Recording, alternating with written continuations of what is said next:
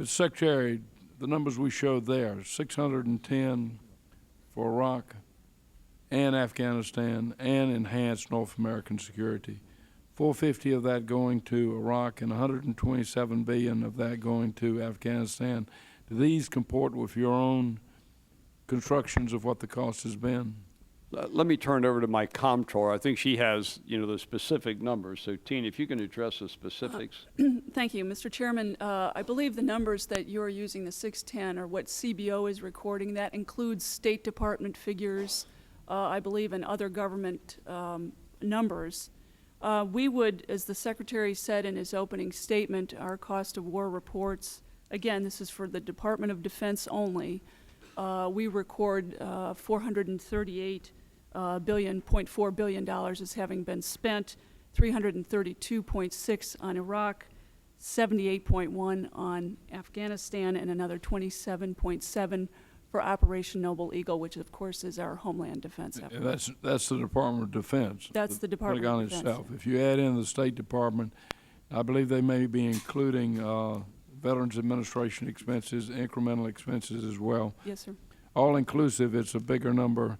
Do you have any notion of whether or not the 610, the 450, and the 127 are rough approximations of all inclusive costs? Again, I would defer to you on that, and I have not looked at the state figures myself. I would say that within the amounts that CRS has noted, there is some disagreement on their figures, including the fact that they've included $2 billion of base housing, allowance housing money in that estimate. So we have some minor disagreements, but I would say it's a rough order.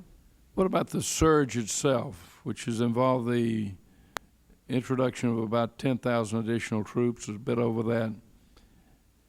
What's your estimation of the annual cost, the one-year cost of the surge? We, in the budget, we had, as I recall, $6.5 billion.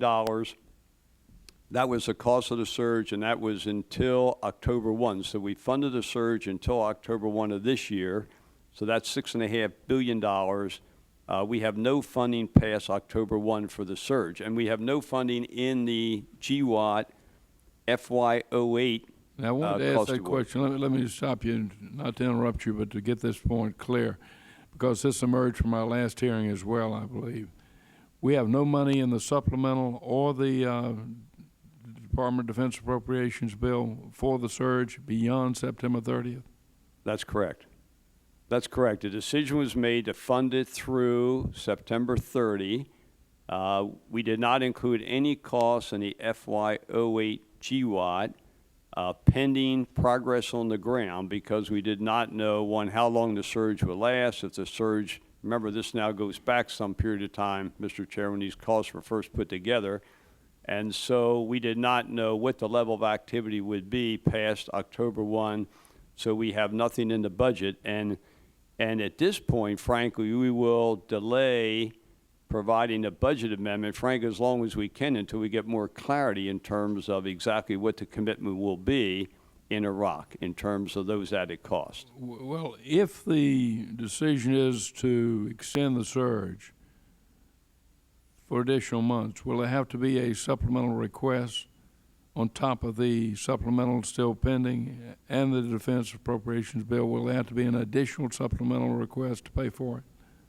I would expect there would be an amendment of some sort to the current GWAT supplemental. So that GWAT supplemental of 141.7, I don't know what the mechanism will be, but yes, there will be a delta cost. And in fact, there definitely will be a delta cost, because quite obviously at this point, I mean, all those troops will not be out on October 1. I mean, it would be physically impossible to do that. So we know there will be some increased costs. I don't know what the mechanism will be to handle that, Mr. Chairman. I don't know if that's an amendment. I'll let people more familiar with that decide. Let me turn to contractor experiences in that theater, in Iraq in particular.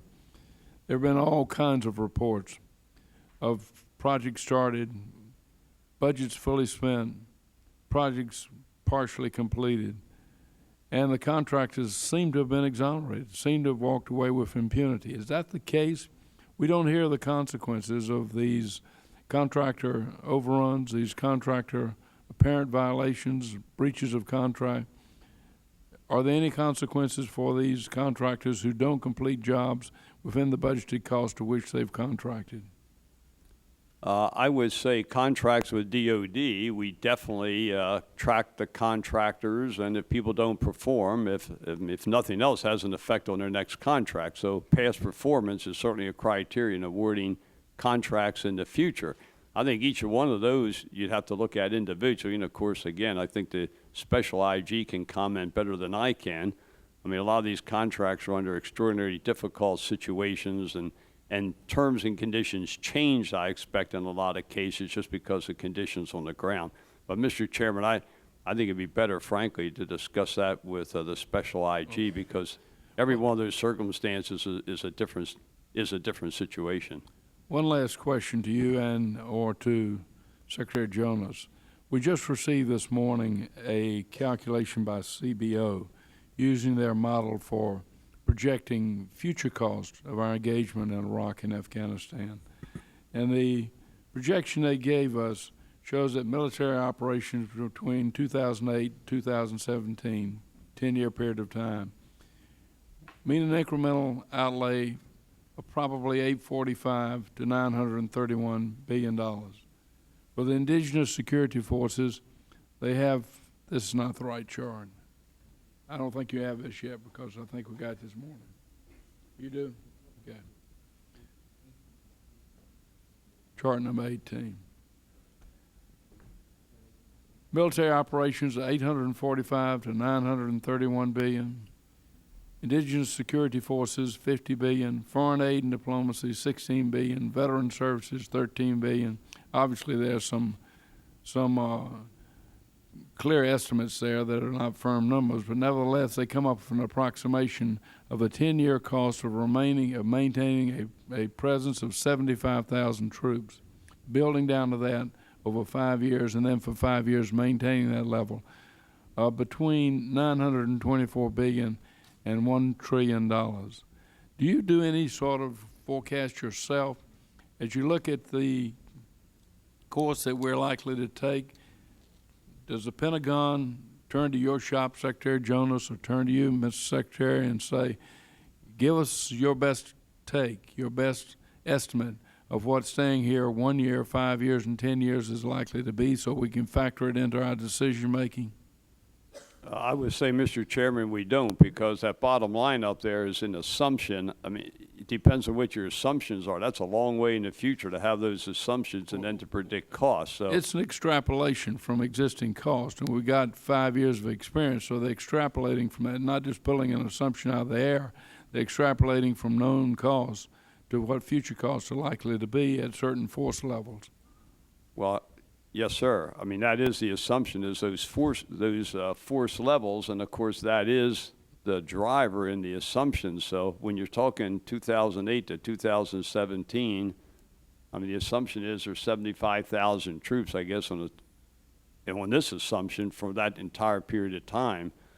I mean, we don't have that sort of assumption. I don't know if that's valid or not. Obviously, you can make an assumption, whatever those costs are, but I can't tell you if that's a valid assumption. I don't think anybody can, Mr. Chairman. I mean, that's a long time in the future to be assuming a troop level, and I'm not sure we know what that troop level will be in a year, frankly, much less all the way out to 2017. So the final number is obviously a function of what that assumption is, but I would think lots of people would have a different assumption in terms of those troop levels. So I don't know how we can help you with that, Mr. Chairman, and we don't have that sort of an assumption going out to that period of time. I mean, we look through a FIDUP, so we're only looking at a 5-year period, but and that's for our base budget, where we actually know and predict the size of our force. I mean, we know by law the size of our force.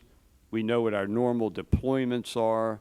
We know what our equipment and maintenance, we know what's being procured, so we estimate that over a 5-year period. We do have a reasonable degree of certainty, but we don't do that with war costs because we don't have that degree of certainty, certainly.